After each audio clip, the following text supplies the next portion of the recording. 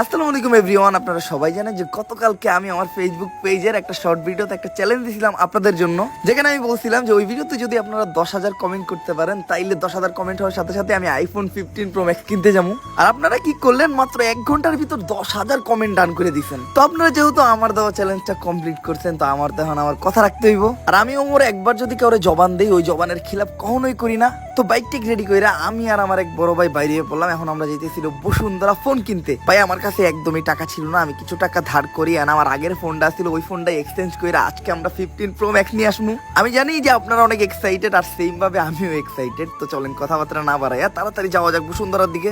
বললেই কি আর তাড়াতাড়ি যাওয়া হয়, কারণ গাড়ি তো আর পানি দিয়ে চলে না, গাড়ি চলে হলো তেল দিয়ে। আর তেলের যে দাম ভাই 131 টাকা লিটার, আমার মনে হয় খুব তাড়াতাড়ি তেলের দাম আরো বাইরে যাইব, কারণ বাংলাদেশের নতুন বাজেট পাস হয়েছে, বাজারে সব জিনিসের দামই বাড়ছে, তেলের দামও বাড়বো। আর আমার এই বাইকটা আগের তুলনায় একটু বেশি খাই খাই করে, তো আমি 499 টাকার তেলরে খাওয়াই নিলাম। এরপর আর কোনো জায়গায় না দাঁড়িয়ে ডিরেক্ট চলে আসলাম বসুন্ধরা সিটি কমপ্লেক্সে, আমার বাইকটারে পার্কিং করে নিলাম আর চলে গেলাম বসুন্ধরা সিটি কমপ্লেক্সের বেসমেন্ট অনে। আগে যেখানে ছিল হইলো পার্কিং, এখন সেই জায়গায় মোবাইলের দোকান। সব মোবাইলের দোকান কিন্তু এই জায়গায় পাইবেন, বলতে পারেন এটা মোবাইলের জাদুঘর। শুধু মোবাইল না ভাই, এই জায়গায় আপনারা সব অ্যাক্সেসরিজ পাইবেন, লাইক ক্যামেরা, মাইক্রোফোন, এভরিথিং। আর যেহেতু বসুন্ধরাতে আমার পরিচিত ভাই ব্রাদার ছিল, তো আমি তার কাছে যাই আর ও আমার একটা ইউজ ফোন দেখায়। আর আমি কনফিউশনে পড়ে গেছিলাম যে ইউজ 15 প্রো ম্যাক্স কিনুম নাকি একেবারে নতুন 15 প্রো ম্যাক্সই কিনুম, যার জন্য আমি বারবার টস করতেছিলাম। যদিও ইউজ ফোন না, মাত্র কয়েকদিন ইউজ হয়েছে, কন্ডিশন অনেক জোস আর প্রাইসটাও অনেকটা কম। তারপরও টস করে ঠিক করি যে আমরা নতুন ফোনই নিমু। তারপরও আমার কনফিউশন যেতেছিল না, আমি বারবার টস করতেছিলাম, মানিব্যাগ থেকে নতুন নতুন পয়সা বাই করে তারপরে টস করতেছিলাম। আসলে নতুন ফোন কেনার টাইমে বা কোনো কিছু কেনার টাইমে সবসময় আমার সাথে এটা হয়। এটা কার কার সাথে হয় আমার অবশ্যই কমেন্ট করে জানাবেন। তো অনেক বিশাল একটা সময় চিন্তা ভাবনার পরে ফাইনালি আমি নিয়ে নিলাম আমার ফোনটা। তো এখন স্টিকার ওপেন করার টাইম, আর স্টিকার ওপেন করতে যে কি খুশি লাগে ভাই বইলে বুঝাইতে পারবো না। তো চলেন স্টিকার ওপেনিং এর শেষ, প্যাকেটও খুইলা ফেললাম। আর এই যে এটা হলো আমার ফোন ভাই 15 প্রো ম্যাক্সটা কিন্তু অনেক পাতলা। স্যার আমি নিছি সিলভার কালারটা, মূলত এই কালারটাই অনেক সুন্দর লাগে আমার কাছে।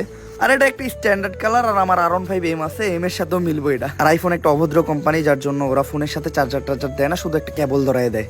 আর এখন সময় হলো ফোনালার টাকাটা বুঝিয়ে দেওয়ার। তো টাকাটা বুঝিয়ে দিলাম। আপনারা ভাইবেন না মাত্র এই কোটা টাকাই দিছি, আসলে বাদ বাকি টাকাটা ওনারা ব্যাংক পেমেন্ট করছি আমি। ভাই কইেন না, দুঃখের কথা, আমার অনেকগুলো টাকা মাত্র 5 মিনিটে লুইটা নিল। তো একদিকে যেমন নতুন ফোন কেনার খুশি লাগতেছিল, অন্যদিকে বুকটাও ফাটতেছিল।